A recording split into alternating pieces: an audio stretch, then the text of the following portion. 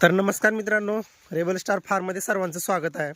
तर बघू शकता इकडं शेळ्यांचं खुराकाचं नियोजन चालू आहे. तर एक कमेंट आलेली होती की शेळ्यांना खुराक वगैरे चालू आहे का, गाभण शेळ्यांना तुम्ही खरंच देता का? तर बघू शकता खुराक वगैरे ठेवत आहे सध्या शेळी गाभण. आणि इकडं बघू शकता आणि खुराक ठेवाच लागत असतो मित्रांनो, कारण कसं आहे गाभण काळामध्ये जितकं जास्त संगोपन करचाल तितकं चांगलं, म्हणजे पिल्लांचं संगोपन होतंय आणि मरतूक थांबत असते. बघू शकता आपली होंडा, तेच बघू शकता, कांती बघू शकता एकदम जबरदस्त. आणि इकडं कोंबड्या. तर शेळ्यांना चारा वैरणी खूप महत्त्वाच्या आहेत. इकडं बघू शकता 2 कोंबडे आणि ह्या गाभण शेळ्या. तर पुढच्या महिन्यामध्ये, फेब्रुवारी महिन्यामध्ये या शेळ्या येणार, एकदम जबरदस्त. आणि बघू शकता कास कसं किती जबरदस्त झाला शेळीचा. तर बघा, ऑटोमॅटिक जर खुराक जर दिला तर दूध न पूर्ण किंवा पिलांचं संगोपन चांगलं न होऊन ह्या गोष्टी ज्या आहेत, ह्या ज्या अडचणी आपण म्हणत असतो ह्या नाहीशा होत असतात मित्रांनो. त्याच्यामुळे शेळ्यांना खुराक म्हणजे द्यावाच लागत असतो गाभण काळामध्ये. बघू शकताय. आणि आपली होंडा सावकास कासर लागलेली आपली होंडा शेळीसुद्धा एकदम जबरदस्त टॉप क्वालिटी.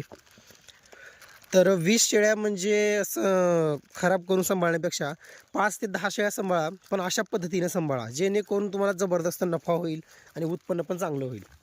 20 शेळ्यांचे 10 पिल्लं जर तुम्ही वाचवत असाल, 5 मेले 10 मेले असं करून, तर 10 शेळ्यांची 20 पिल्लं होतात. आणि ते जर पिल्लं जर तुम्ही व्यवस्थित सांभाळले तर ते परवडते जास्त. आणि इकडे बघू शकता कोंबड्या आपल्या. आणि महत्त्वाचं तुम्हाला सांगतो, आता बघा हे पिल्लं बघा कुठे गेले, तेव्हा बाहेर गेलेत पिल्ले. आता ही जे कोंबडी आहे आतमध्ये, एक अजून 4 ते 5 दिवसामध्ये काढणार आहे कोंबडी. बघू शकता बसलेल्या कोंबडीमध्ये. आणि इथं खाली एक ठेवलेला आहे डब्बा.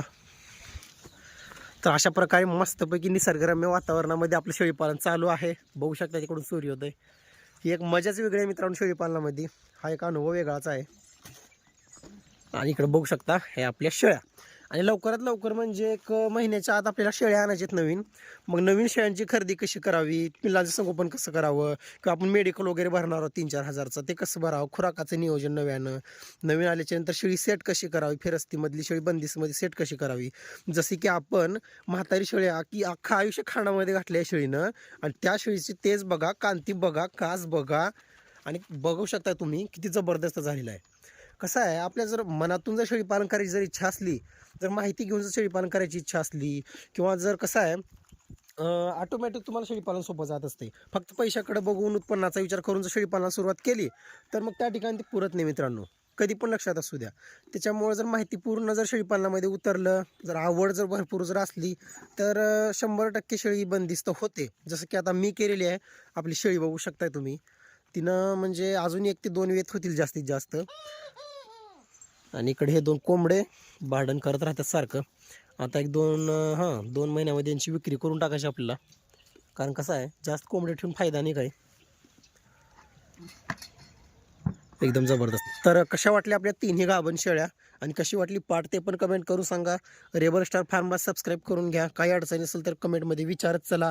आणि नवीन शेळ्या आणणार आहोत आणि भरपूर इथून पुढं महत्त्वाची व्हिडिओ येणार आहेत, पिल्लांची काळजी, सर्व गोष्टी. त्यासाठी रेबल स्टार फार्मला सबस्क्राईब करून घ्या. धन्यवाद मित्रांनो. जय हिंद, जय महाराष्ट्र.